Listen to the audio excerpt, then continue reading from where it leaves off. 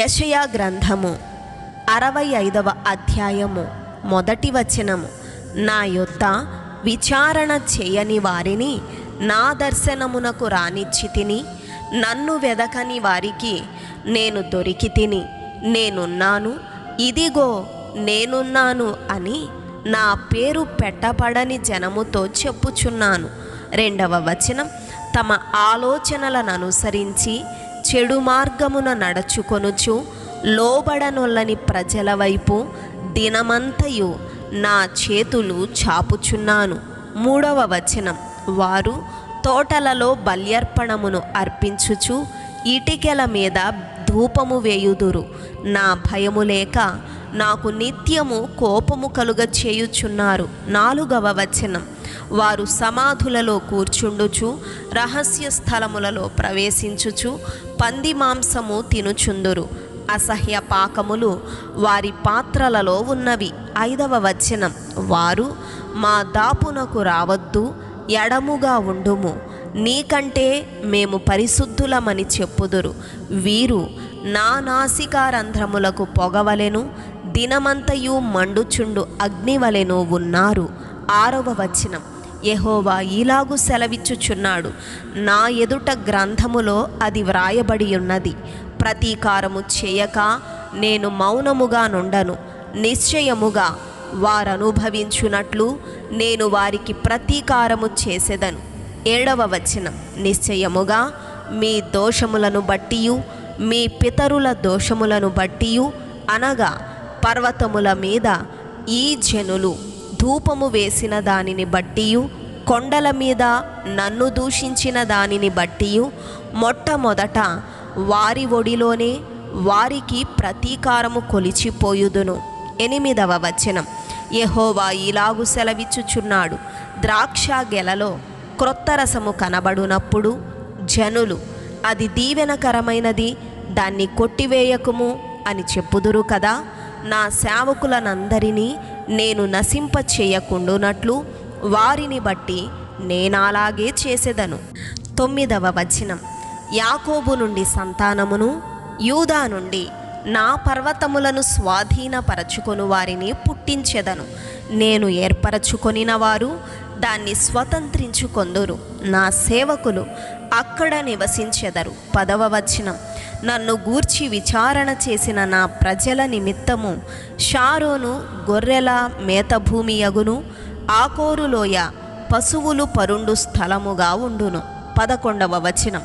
యెహోవాను విసర్జించి నా పరిశుద్ధ పర్వతమును మరచి గాదునకు బల్లను సిద్ధపరచు వారలారా, అదృష్టదేవికి పానీయార్పణము నర్పించు వారలారా. 12వ వచనం. నేను పిలువగా మీరు ఉత్తరమియ్యలేదు, నేను మాటలాడగా మీరు ఆలకింపక, నా దృష్టికి చెడ్డదైన దాన్ని చేసితిరి, నాకిష్టము కాని దాన్ని కోరితిరి. నేను ఖడ్గమును మీకు అదృష్టముగా నియమించుదును, మీరందరూ వధకు లోనగుదురు. 13వ వచనం. కావున ప్రభువగు యెహోవా ఇలాగు సెలవిచ్చుచున్నాడు, ఆలకించుడి. నా సేవకులు భోజనము చేయుదురు గాని మీరు ఆకలిగొనెదరు, నా సేవకులు పానము చేసెదరు గాని మీరు దప్పిగొనెదరు, నా సేవకులు సంతోషించెదరు గాని మీరు సిగ్గుపడెదరు. 14వ వచనం. నా సేవకులు హృదయానందము చేత కేకలు వేసెదరు గాని మీరు చింతాక్రాంతులై ఏడ్చెదరు, మనోదుఃఖము చేత ప్రలాపించెదరు. 15వ వచనం. నేనేర్పరచుకొనిన వారికి మీ పేరు శాపవచనముగా చేసిపోయెదరు. ప్రభువగు యెహోవా నిన్ను హతము చేయును, ఆయన తన సేవకులకు వేరొక పేరు పెట్టును. 16వ వచనం. దేశములో తనకు ఆశీర్వాదము కలుగవలెనని కోరుకొనువాడు నమ్మదగిన దేవుడు తనను ఆశీర్వదింపవలెనని కోరుకొనును. దేశములో ప్రమాణము చేయువాడు నమ్మదగిన దేవుని తోడని ప్రమాణము చేయును. పూర్వము కలిగిన బాధలు నా దృష్టికి మరువబడును, అవి నా దృష్టికి మరుగవును. 17వ వచనం. ఇదిగో నేను క్రొత్త ఆకాశమును క్రొత్త భూమిని సృజించుచున్నాను, మునుపటివి మరువబడును, జ్ఞాపకమునకు రావు. 18వ వచనం.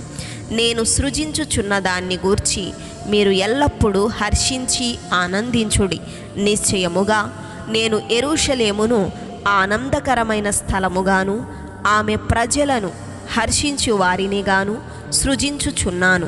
19వ వచనం. నేను యెరూషలేమును గూర్చి ఆనందించెదను, నా జనులను గూర్చి హర్షించెదను. రోదన ధ్వనియు విలాప ధ్వనియు దానిలో ఇకను వినబడవు. 20వ వచనం. అక్కడ ఇకను కొద్ది దినములే బ్రతుకు శిశువులుండరు, కాలము నిండని ముసలివారు ఉండరు. బాలురు 100 సంవత్సరముల వయస్సు గలవారై చనిపోవుదురు. పాపాత్ముడై శాపగ్రస్తుడగువాడు సహితము 100 సంవత్సరములు బ్రతుకును. 21వ వచనం. జనులు ఇండ్లు కట్టుకొని వాటిలో కాపురముందురు, ద్రాక్ష తోటలు నాటించుకొని వాటి ఫలములను అనుభవింతురు. 22వ వచనం. వారు కట్టుకొన్న ఇండ్లలో వేరొకరు కాపురముండరు, వారు నాటుకొన్న వాటిని వేరొకరు అనుభవింపరు. నా జనుల ఆయుష్యము వృక్షాయుష్యమంత యగును. నేను ఏర్పరచుకొనిన వారు తాము చేసుకొనిన దాని ఫలమును పూర్తిగా అనుభవింతురు. 23వ వచనం. వారు వృధాగా ప్రయాసపడరు, ఆకస్మికముగా కలుగు అపాయము నొందుటకై పిల్లలను కనరు. వారు యెహోవా చేత ఆశీర్వదింపబడిన వారగుదురు, వారి సంతానపు వారు వారి యొద్దనే యుందురు. 24వ వచనం. వారి కీలాగున జరుగును, వారు వేడుకొనక మునుపు నేను ఉత్తరమిచ్చెదను, వారు మనవి చేయుచుండగా నేను ఆలకించెదను. 25వ వచనం. తోడేళ్లును గొర్రె పిల్లలను కలిసి మేయును, సింహము ఎద్దువలే గడ్డి తినును, సర్పమునకు మన్ను ఆహారమగును. నా పరిశుద్ధ పర్వతములలో అవి హాని అయినను నాశనమైనను చేయకుండును అని యెహోవా సెలవిచ్చుచున్నాడు. ఆమేన్.